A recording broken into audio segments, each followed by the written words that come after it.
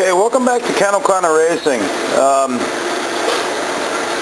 This is the 240 4mm stroke motor that I built for the Blaster, and I run 5 tanks of gas through this. I was lucky enough to have Ian, also known as Dual Stroke, from the Blaster Forum here yesterday. And you know, Ian's a neutral guy, really nice guy, and he was nice enough to help me pull this thing off because I'm really curious how this thing's going to hold up. What concerned me the whole time is the width of this intake.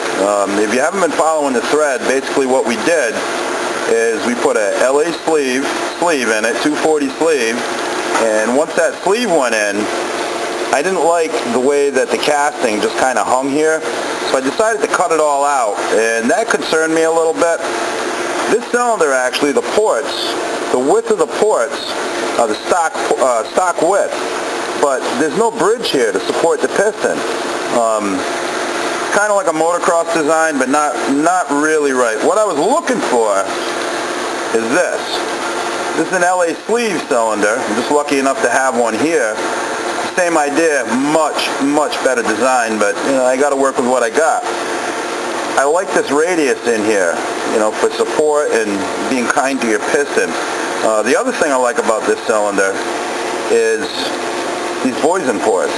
I can't do this on this cylinder. If I put Voisin ports in here, I'm going to blow the outside out. I'm going to have to do a bunch of welding, so I opted not to do that. But I was really curious to see how this was going to hold up. We took it apart yesterday. We had a few surprises, and they were all good. This is a picture of the cylinder head right here. And after 5 tanks of gas, this is a film of oil right here. I run Motul Super M. There's absolutely no carbon inside of this cylinder. Not sure if that's a good or a bad thing. I guess the proof's in the pudding. This thing hits like a freight train, but I was kind of happy to see that. And I'll show you a picture of what the top of the piston looks like. Okay, here's a picture of the top of the piston, and you know, I just got a little bit right here, a little bit right here, but everything in here is really clean. I was concerned about wearing the piston. We mic'd this up. I didn't see any change, anything that's abnormal in the diameter of the piston. I did see a couple of scratches on the exhaust side, but I did suck water with this one time, you know, through the 5 tanks of gas, and I'm just going to attribute that to some crap going through the engine, but just a couple of little marks, nothing I'm really concerned about. I'm actually going to put this thing right back in.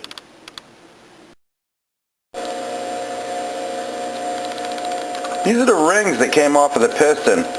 What I do with these to see if they're going to wear prematurely, make sure all of the radiuses are right and everything else, is I just measure them from here to here, dial caliper, and you know, I get a dimension. I check these things when they're brand new. They were the same dimension, 103, and I just checked them now. They're 103 all the way around.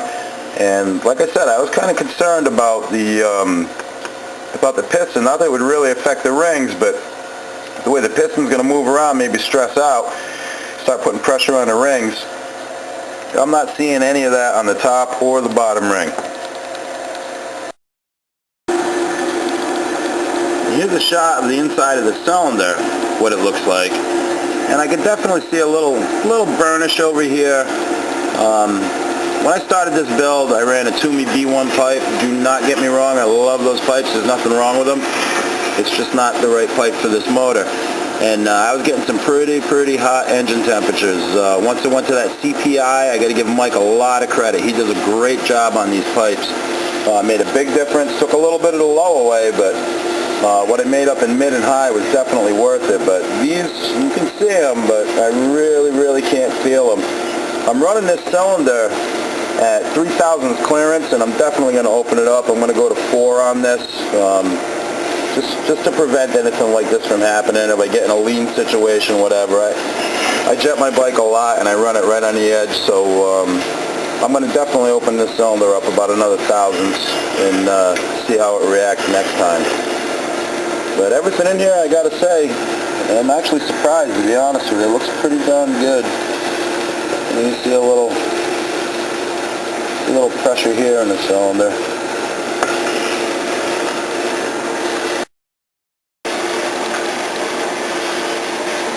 shot inside the exhaust port. Zero carbon buildup in here, polished exhaust.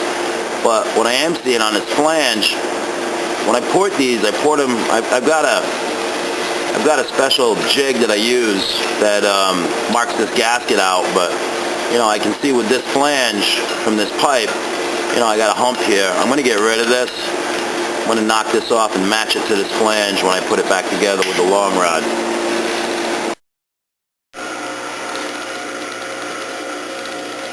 This next shot is just a comparison from this LA sleeve. This actually, we had to get this from CT. LA was out of them, but just a comparison of the width of this port. These calipers are just going in and touching this. You bring it over here and much wider. And again, that was my concern, but I think this is going to be okay.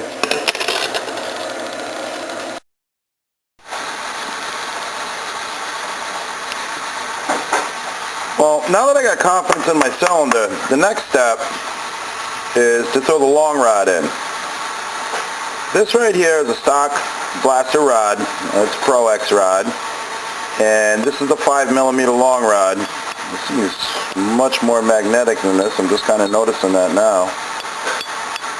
But this is 5mm longer from center to center up here. I checked all of the other parts. The thrust washers are identical. The top end bearings are identical. The big end bearings are identical. The pins are different. The long one is the blaster. This is for a blaster crank. And this comes with the 5mm long rod, which is not for a blaster crank, but real simple, the same diameter. What I'm going to do is I'm going to switch them out. So I'm going to use the blaster pin on the 5mm long rod. Now when I do the math, here's some scribbling I got down. The stock rod, when I calculate everything center to center, it comes out to be 110.25 millimeters. Now that's a lesson to you. These rods are supposed to be 110 millimeters. This is about 10 thousandths. If you have a motor that's dialed in, this is what I call compounding tolerances. If you have a motor that's dialed in on a squish to be whatever you want to set it at, 40, 45, 50, whatever, and you throw this in, you're on the tight side, you just closed your squish band up 10 thousandths just by changing a rod. So that's definitely something to consider. With the 5mm long rod, I did my calculations. This thing, if this is 110, it's a 5mm longer rod, should be 115. It's 114.95 millimeters. That's very, very close. So I've got a difference, and I'm going to make this up in a base plate. I'm going to have to make a base plate for it of 187 thousandths minus my gasket thickness. I'm using the stock OEM Yamahas on the bottom and the top. So I'll tell you exactly what I'm going to do. I'm very happy with the motor. I'm not going to change the port timing whatsoever, and I am going to go up on the exhaust duration a little bit, but I'm just going to put I'm going to throw the rod in and make a spacer plate. This minus the gasket, I think it's probably like 25 thousandths, so might be a little tricky cutting that, but we got ways of doing that, and that's where we are right now. So hopefully I get some warm weather here over the winter where I can get this put together. It's really not a big job. It's not rocket science, but I'll get this together, and hopefully over the next few weeks, and maybe get a warm day, or 45 degrees, I can definitely test it, and we'll see how it works.